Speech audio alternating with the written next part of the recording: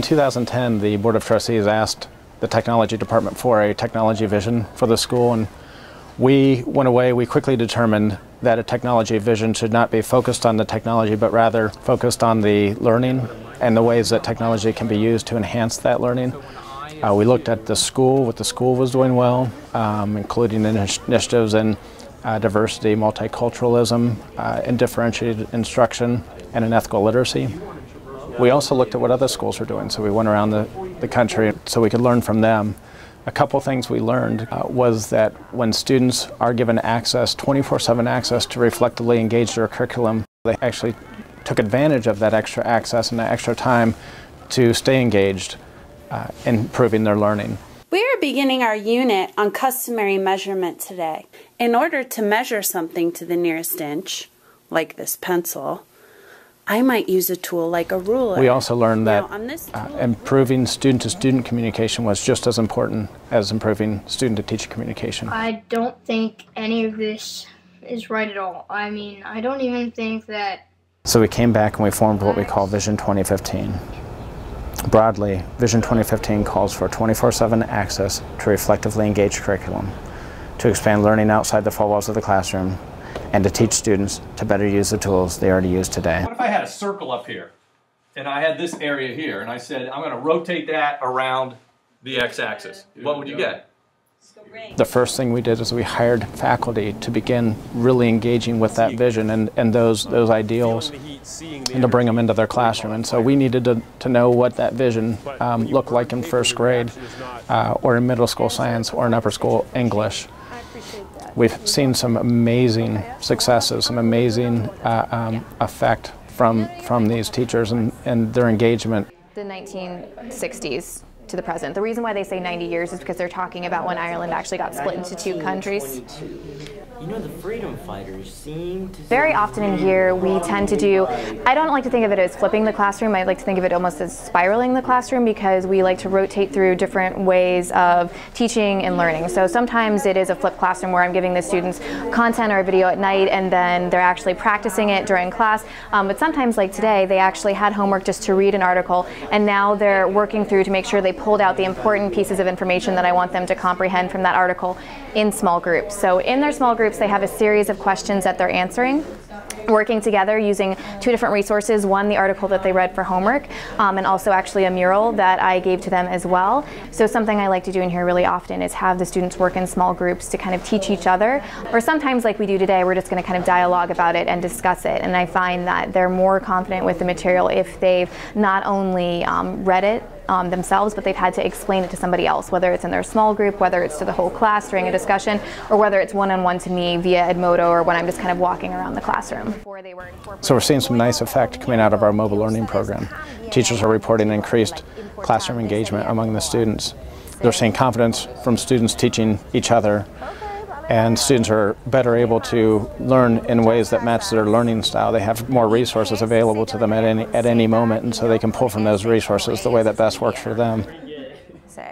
Teachers are actually getting more one-on-one time with students. Because students are able to engage with a variety of resources, teachers are then freed up to engage with students in a one-on-one manner.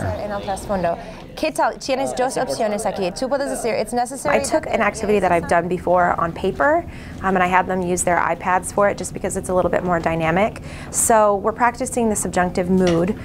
Particularly today they were practicing using expressions of want and will, wish, like I want the painting to have this, or we hope that it looks like this, with the particular verb tense. So they started out by writing a list of what their requisites were, and then they switched those lists with another group. So then they have to sort of read and interpret what another group has written, and then express that artistically with some of the applications that they have on their iPads. And then once they've done that, we use the iPads to project on the Apple TV, and then engage all of the students to comment on what they liked and what they didn't like, again using another part of the subjunctive with expressions of emotion and opinion. And I said that, you know, I've done this before on paper, and I think when you're holding a little 8x10 piece of lined paper and somebody's drawn in pen, the other students can't really see what it looks like very well, and they can't do as much creatively with the requisites that they've drawn. So by putting it on the Apple TV and having it projected, we can really get a lot more participation with people being able to comment about what they like and what they don't like, and that just pulls in a lot more language. Okay, entonces, ¿quién es el grupo que originalmente hizo la lista? This fire extinguisher actually has like baking soda in it. Baking soda gives off carbon dioxide, which cuts off what part? Today, the lesson is really about fire safety and the fire triangle, but I've also included things on fire safety tips at home, or videos of explosions, or fire gone wrong. Which I'm not really going to have a lot of time in class to fully dive into that, but kids end up doing it at home. Or coming in the next day and saying, oh, Mr. Martin, I read your whole presentation. Like, a lot of times I only show parts of the presentation, kind of the highlights, but the students that are really interested will dive deeper and say, oh, I really want to know more about this. Conversely, students who oftentimes maybe feel the class is going a little too fast, or want to refresh themselves, will go back to these resources and access them and take it more at their own pace.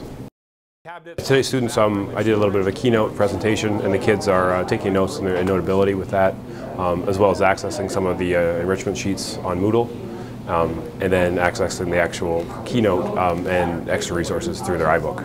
The lab manual is actually allowing me to take all the Moodle resources, like all the handouts, class notes, review sheets, and web links, and actually put them all in one interactive book. So it allows the kids greater flexibility to actually access the material in real time, outside of class, and puts it in a format that's much more interactive. Whereas before, I always felt the kids had like a list of links and you know, PDFs and PowerPoints they could look at. But this way, with the iBook, it's visually pleasing, and they actually are engaged with it, and they pick and choose things because this is interactive, or this has embedded questions, or this is a link to an external site, and I just see them taking the content we do in class that used to be somewhat linear, and expanding it and doing it at their own pace, and a lot of times taking it further than even I expected them in class. Now we'd like to know where the foot of that altitude is. So we're going to choose... So again, the goals of this vision are to provide 24/7 access to reflectively engage the curriculum, to expand learning outside the four walls of the classroom, and to teach students to better use the tools they already use today. Our hope is that students and teachers use the best tool available for the job of teaching and learning at all times.